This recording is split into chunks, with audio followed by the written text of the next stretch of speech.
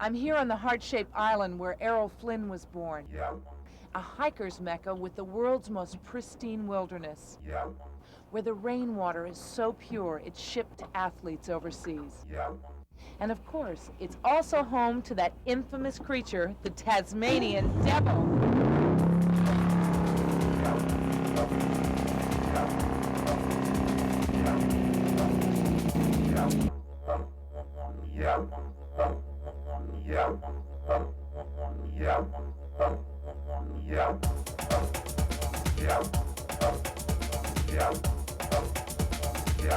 G'day, mate.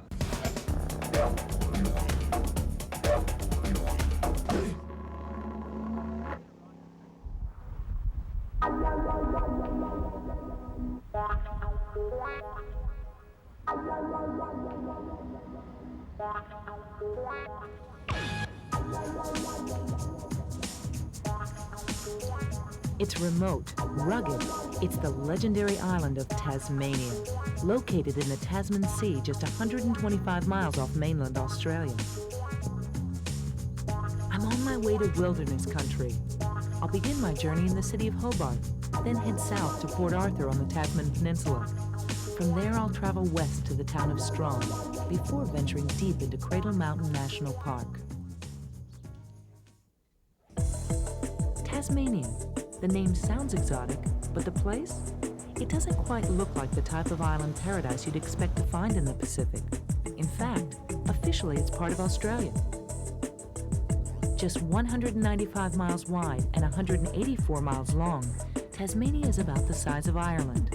Throughout are some of the world's most sought-after wilderness preserves.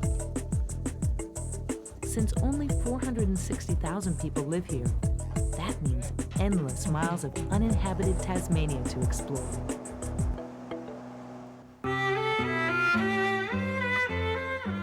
Hobart, the capital city. This is the place where I can launch my adventures, just a few minutes from the center of town in Battery Point, Hobart's colonial district. The area was named after the battery of guns, built by the British to protect Hobart. That was over 180 years ago.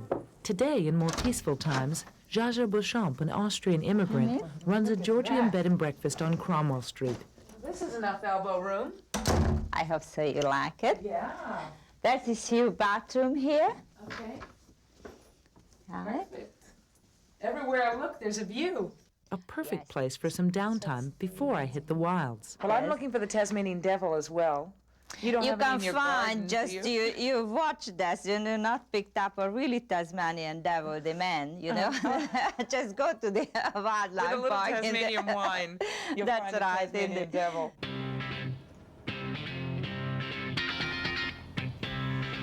Have you been on a bike before? Been on a bike, but not on this kind of outfit. Right. So what do I gotta know? Australians don't are known touch for the their paintwork at spirit all. of adventure, We've got to be real and Mike careful Allen with is the mud more guard. It's in a pretty adventurous than vulnerable most. position, okay? At least Okay. he looks the Right, part. so best we get the gear on. A native Tasmanian, he'll show you his Proper love for attire. Hobart, Harley style. We can look the part, be the part.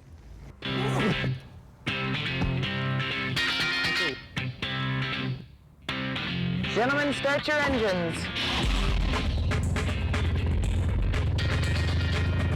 Hobart has come a long way since it was founded. Back then, convicts outnumbered settlers.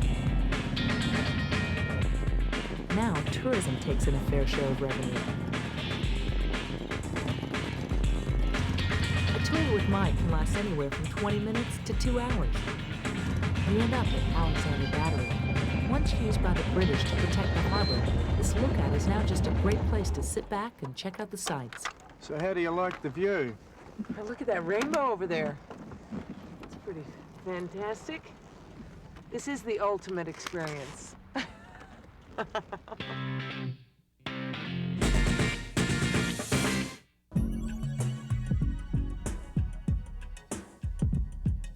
Hobart isn't the only island enclave where Tasmania's history has been carefully preserved. And I'm off in search of another one.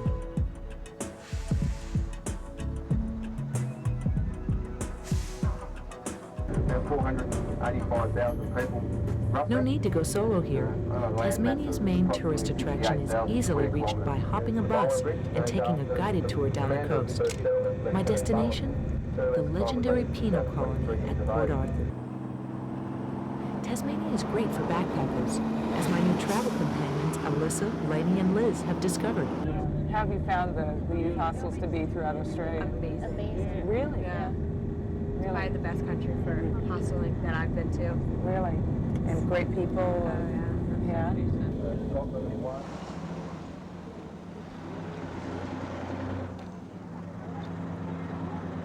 So are we allowed to run around and explore a little bit, Todd? Yeah, as long as you behave while you're doing it. Okay. Okay, give you a sticker as well. Thank you. Okay, see ya.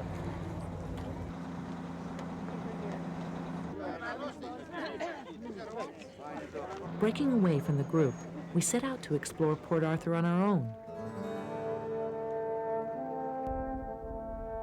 Tasmania's original name was Van Diemen's Island. It was the end of the line for convicts sent here by the British. To prevent convicts from escaping, ferocious guard dogs patrolled the peninsula. Rumor had it that the waters were infested with sharks. Today, the site is beautifully preserved, but still an ominous presence on the peninsula. Moving through the long corridor of cells, I tried to imagine this place as it was. More than 12,000 people served sentences here between 1830 and 1877. For most, it was a hellish experience. Convicts weren't allowed to speak, and the guards communicated by sign language. They even wore slippers, so the only sound a prisoner heard was that of his own breath. The silence drove many prisoners mad. But there were moments when the silence was broken.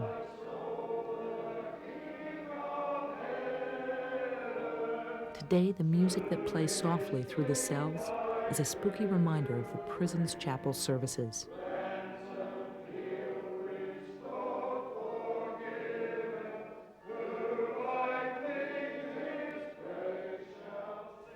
If you were diligently to read the sacred writings and As to prisoners attend filed to the in, light of Christ, they wore to hoods which with they tiny direct eye you, holes which you could could only not be removed continue in once they were bondage inside to these Satan. prayer boxes. That many of you are under this grievous yoke is too clearly Even in prayer, proved by your they were sinful forced to look practices. straight at the preacher, For of whom never knowing man who is sat overcome beside of the them. same is he brought in bondage. One place left to explore, solitary confinement. Nice tall ceilings in the punishment cell. What happens now?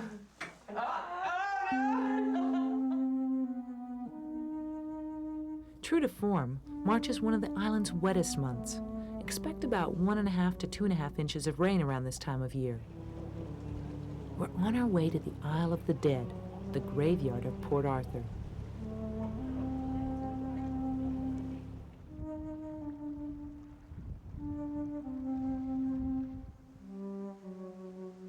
On this tiny island, convicts were buried 6 or 7 to a grave.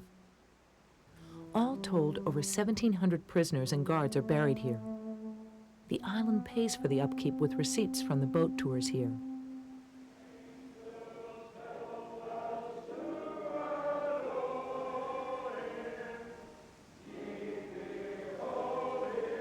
As we walk past gravestones worn down into half-strange shapes and half-seen names, I couldn't help being struck by the morbid beauty of the place.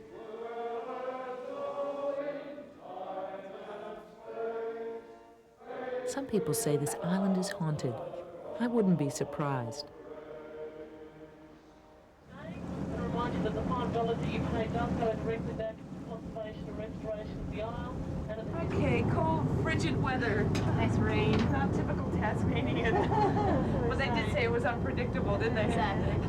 It's still beautiful, To though. learn how to dress for it. It's kind of a proper for the Isle of the Dead. Leaving the Isle of the Dead behind, I geared up for my first taste of the Tasmanian wilderness.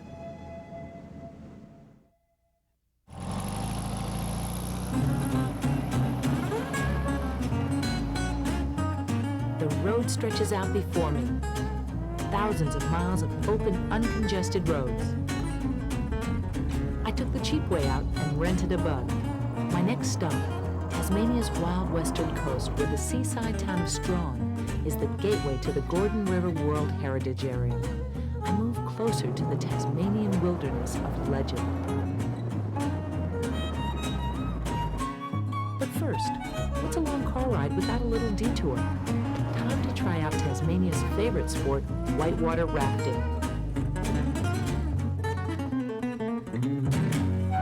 I'd heard there was a trip leaving from the Collingwood River that travels all the way down to the Franklin River. Not a river to be tackled alone, or so I'd been told.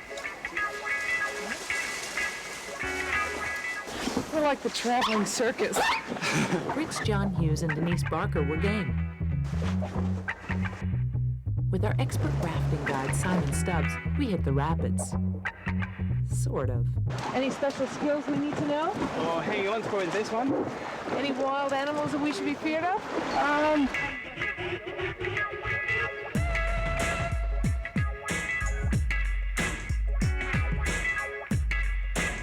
Everybody say what? Hey! Hey!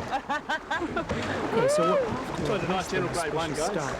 He has on so much gear. Gotta start someplace. That's right.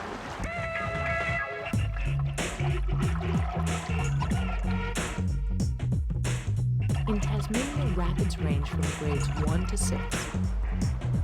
Rafters are required to register with the Parks Department. Things can get pretty wild in some areas. They don't want to lose anyone. Not a chance of that here. Are we the pros or what? Okay, full paddle, guys. Full paddle. The trip down the Franklin River usually takes 14 days, and there are campsites along the way. I've only got a day, which won't get me past the grade 1 rapids.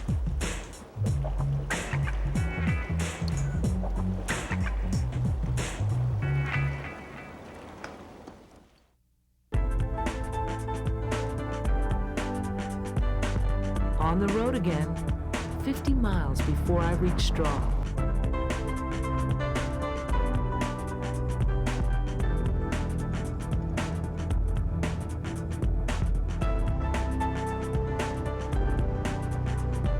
This is what they mean by an unspoiled coastline.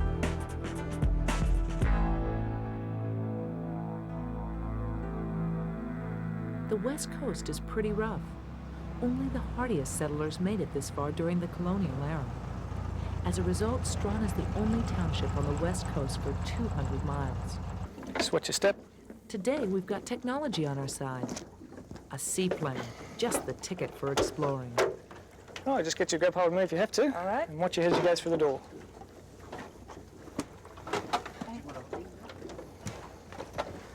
That's all right.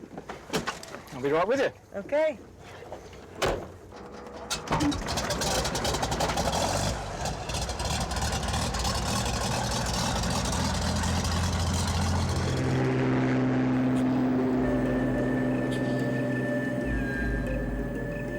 When the Europeans first came to Tasmania, the Aboriginal people had already been here for 35,000 years. They lived in caves along these waterways. Surviving the Ice Age was no problem for the Aborigines. Surviving the Europeans was a lot tougher. As the Aborigines began to lose their hunting grounds, savage conflicts broke out between the two sides.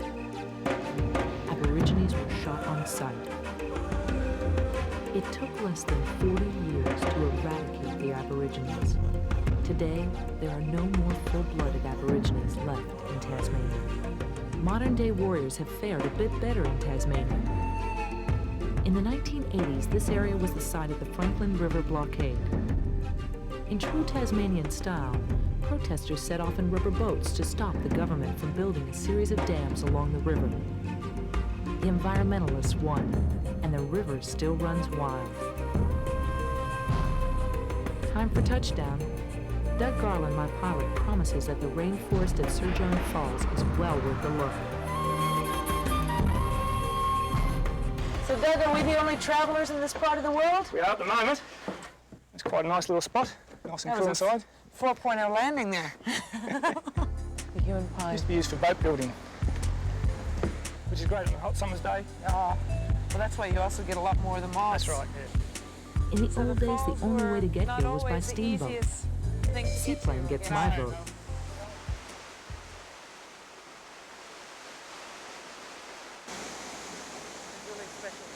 Yeah, beautiful spot, isn't it?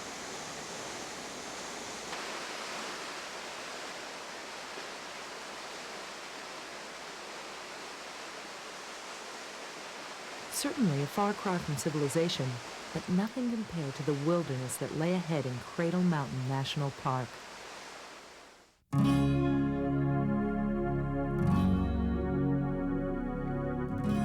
Finally, the wilderness. One of the highlights of any trip to Tasmania is bushwalking in one of the island's preserved national parks.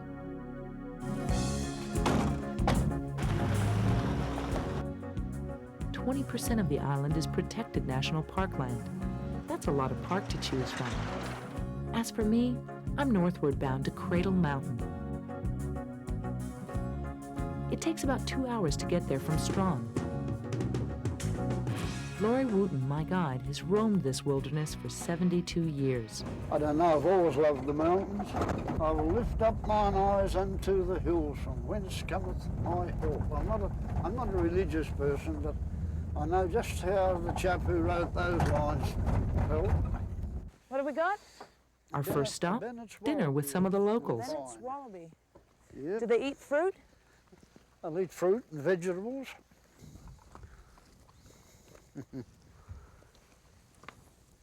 You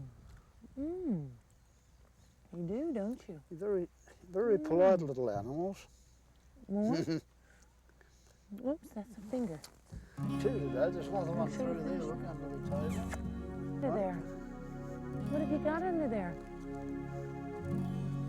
What have you got under there?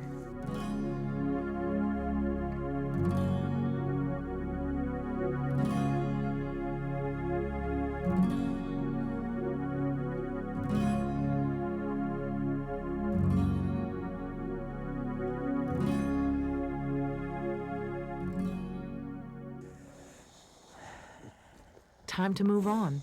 So are 70 these the miles of normal hiking trails winter lay up ahead. temperatures? My mission, conquer the yes, lake we- circuit, then from finish up now at one on, of Laurie's favorite it's a fair spots. underwear. It's a 2-hour hike from start to finish, you warm. one of the more accessible Yes, routes. there used to be a lot of people lost their lives up here over the years.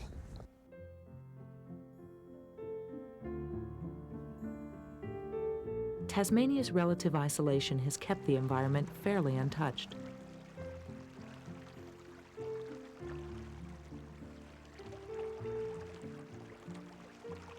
Ironically, an Austrian is credited with inventing the national park here. Local legend has it that Gustav Weindorfer was hiking through Tasmania at the turn of the century. Amazed by the beauty of this wilderness, he declared, "This must be a national park for all time. It is magnificent.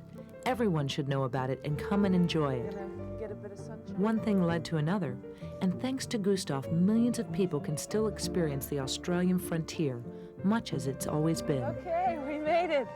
Where are we? We're at Suicide Rock. So do we throw ourselves off now?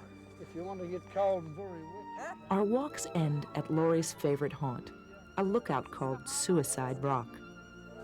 I'm gonna hang on to you Don't just so. push me. I won't push you if you won't push me. Woo. See this little beach up here? See Yeah, this? yeah.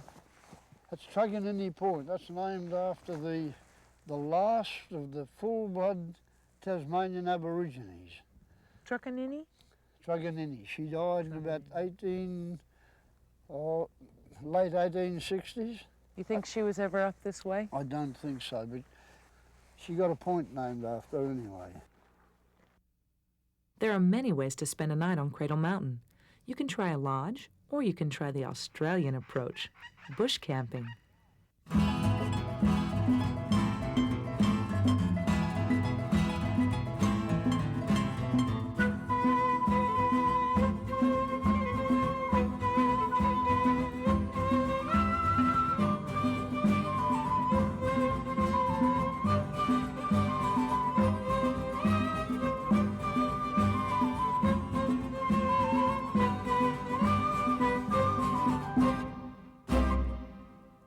Tent intact, I wander over to the safer haven of Cradle Mountain Lodge, where I hear there are some night owls prowling about.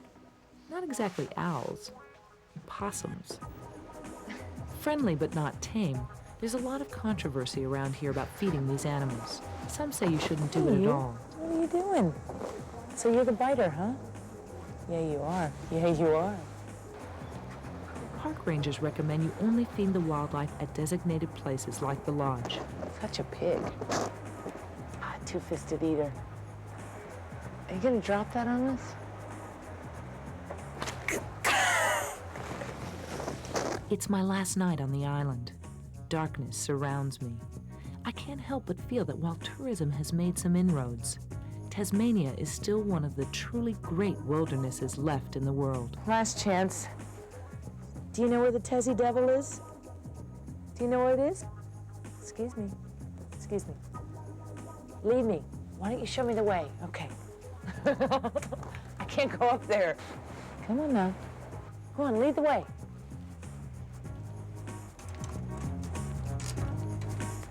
Okay. Transportation for exotic islands provided by Qantas.